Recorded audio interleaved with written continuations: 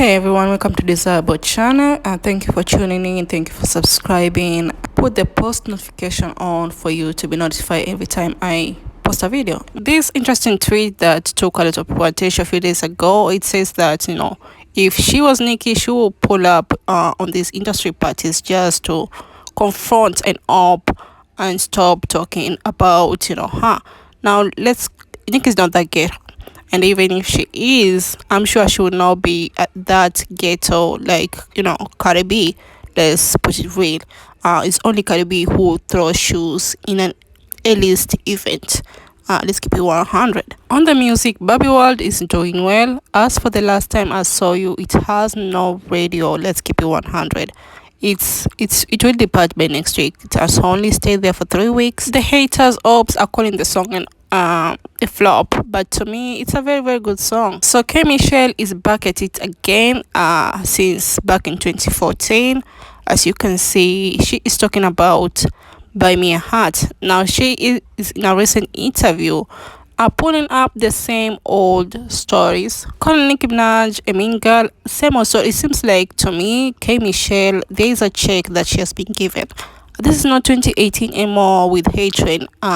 If something else does not work, it seems like CardiB has failed. Let's call somebody else to talk about NickiMinaj. Next week we'll hear academics or other CardiB's lapdogs, either way related to CardiB's label. They're just trash talking because the album is here. Let's keep it 100. Anyway, on CardiB, they're claiming that Stephanie Bells did once of a time hang out with CardiB. Now this looks like two different women, but to me, I would not be shocked if CardiB knows these women allegedly.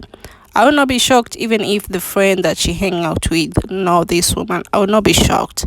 But they're trying to say they look similar, which they don't look similar, but they're trying to pull it in every angle. Anyway, moving on. She was supposed to be on her hiatus allegedly, according to her, but recently she is in Queens at NickiMinaj hometown in a bar with Offset, obviously, with some alleged criminals. They have criminal records, those people who they were hanging out, but it's not shocking. It's CardiB. She's very highly protected.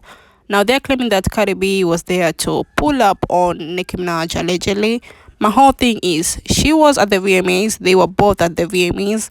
She could have pulled up over there, even if it was behind the scene and not in front of the camera. But tell me what to think about that. This fake gangstership image that they have portrayed between her and her husband. But when somebody name drop them, they are calling the cops so that you can be put under house arrest for 120 days. Full of fake gangstership.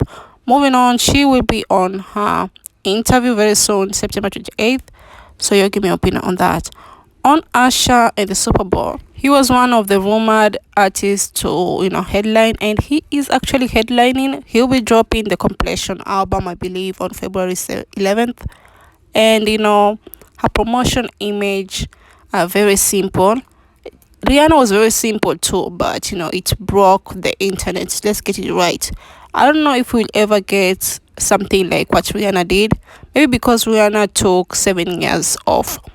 Anyway, give me your opinion on Usher being the headliner next year. Some people are shocked Jay-Z is the one who picks the performance. Now, not entirely 100%, but this could be the reason why we might not get a Nicki Minaj unless she rekindles with Megan Thee Stallion. I believe he will use that so that Nicki can headline allegedly. On Victoria Monet with Beyonce, with this post, a lot of people thought that Beyonce has co-signed Victoria Monet by opening for the Renaissance Stadium tour in Houston, but that's not what happened. Actually, Victoria went with paying homage on one of her costumes in the early 2000s, but that's not what happened. Another recent clip, she is being fat shamed. A lot of people are happy about it because her fans love fat shaming other artists allegedly.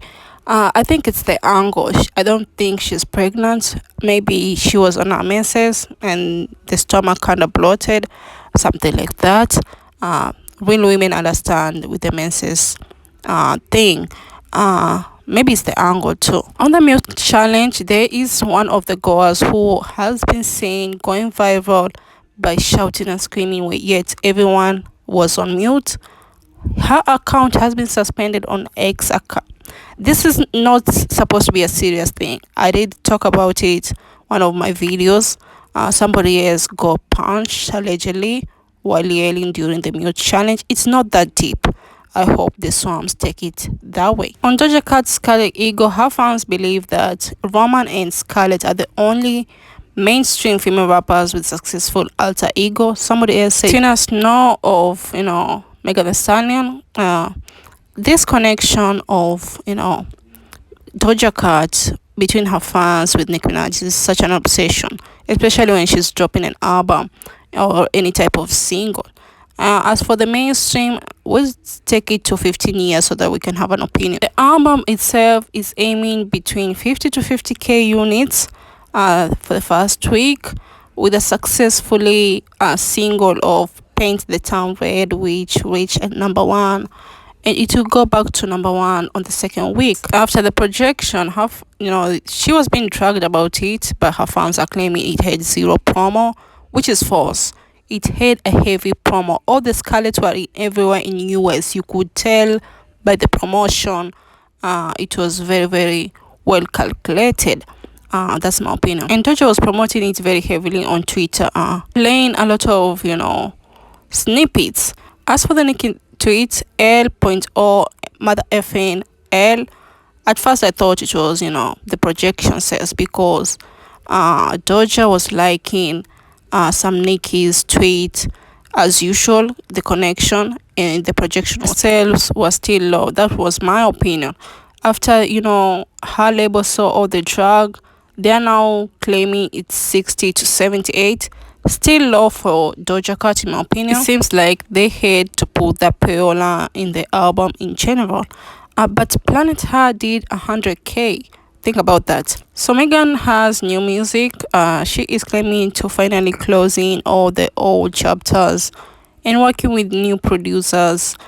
So give me your opinion on that if you are very ready for fresh and very new solo music of Megan Thee Stallion. Hopefully you all support her very well, especially on the sales, even on the streaming platform, because Megan with the bongos, I'm sure she's a little bit panicking, in my opinion. So Drake's Let Me Out featuring SZA did debut at number 1. Congrats to both duos, both exes. And now Drake is one hit away of tying with MJ as a male soloist with the most number 1 hits in Hot 100. So if that happens, I'm sure it will happen even with these for all the dogs. As for SZA, she's the one with the multiple number 1 hits this year so far, with 2, Kill Bill and Slim You Out. So congrats to her. Again, she has another record after Fantasia that did happen. 19 years, she becomes the first R&B artist to debut at number 1 on Hot 100. So congrats to SZA. I hope it happens again, and there's a possibility of even Snooze going to number 1 if the label pushes it very, very well.